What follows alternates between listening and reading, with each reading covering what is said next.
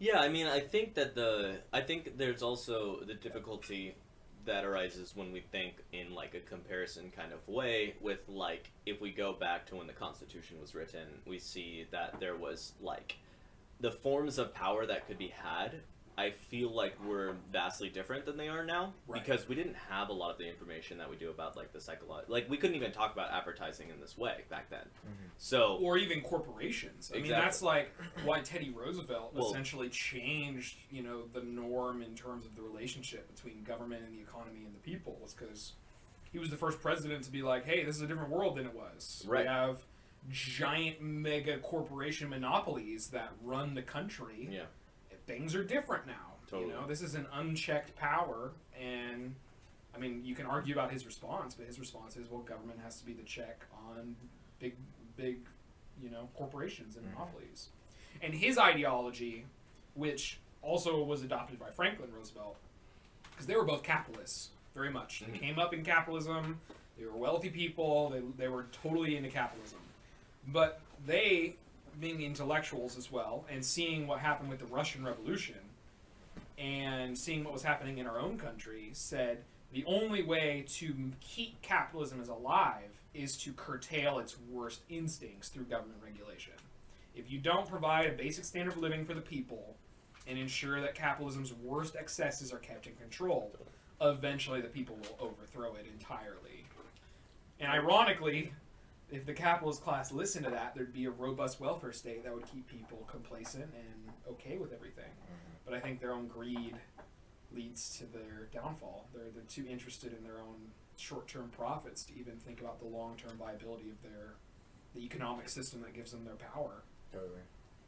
well, and that gets to my underlying. That was like what I was talking about earlier about like elucidating the underlying ideas that the monopolies have to do. I mean, in that case, where it was like, if you do have the welfare state, where it's like, you do, like... See, but if they were have- behaving rationally, Yeah. they would have kept the New Deal moving. Yeah. Instead, they've been trying to undermine it Right. methodically ever since then. So we see that the profit motive in the short term is even more powerful than their own sustainability. Oh, yeah, yeah. Which is, I mean, I think... it's hard, because It's it their was like, biggest what weakness is too, the though. reason? It shows, well, because it's an ideology. It's a pathology, really. Right, I'm not actually asking what the reason is why they do it. Why is it that it was allowed to be done? I What do get you why mean? they want it. I get What why do you they... mean? Why is didn't it the allowed? government stop it? Is that what you're talking Yeah, it was like why was the New Deal able to be undone? I mean, the only reason the New Deal was able to happen in the first place was a complex scenario where, you had the economy totally crashed. You had business interests scared because the people had organized themselves into such a militant, union activism that there was talk of revolution. Yeah. Real revolution. Yeah. And the rich were more afraid of that than they were motivated by their desire for profits. It had to reach that level where their fear overtook their desire for more profit, and they were willing to give Roosevelt the power to distribute their wealth, to the population, lest they lose all of it. Totally.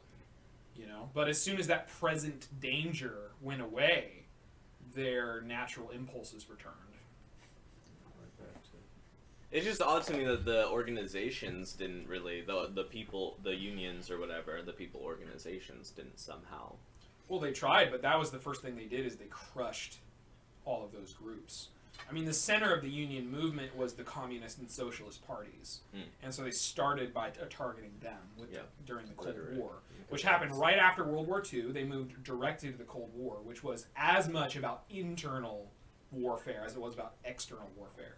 It was a way to crush the organized sectors of the population that had stripped them of that much of their wealth and power. Yeah. There was revenge, Totally. and so they just began dismantling the union movement bit by bit. I mean, now I think I could be totally wrong about this. I know the statistic is something like 3% now are in a union, and it used to be like enormous. I know you can look at the graph and it shows inequality of wages and percentage of Americans in a union, and it's literally like they're neck and neck, and then as soon as unionization goes down, inequality of wages goes up in like an inverse relationship. So So you just need like a balance of the two. Well, that's how you keep capitalism in balance. But I think capitalism inherently is incapable of staying in balance. I think that's what that historical lesson shows. Yeah. Is that they will always be working to get more and more power, and it just is this boom-bust cycle. Well, I think that's not... It's according to the Bureau of Labor Statistics, it's 10.7% in 2017.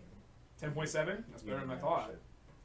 Can you look up what it was? Like, is there like a graph where you can see union membership change over time? Year chart. See what it was in like the Oh, yeah, it 50s, was really high. 40s or That 50s? one. This is from the Fiscal Times, and it puts it at, in 1984 it was up around 20%.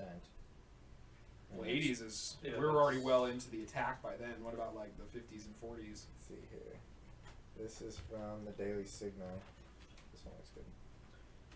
In 1945, we hit the high at 35.5%. 35. In the 30s, it was like 12%.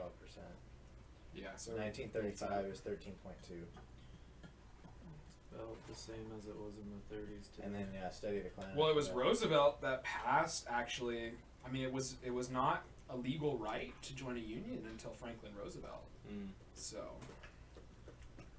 pretty crazy. I mean, I think that... Unions still existed, but they weren't official. It was just organized workers. That's what it was.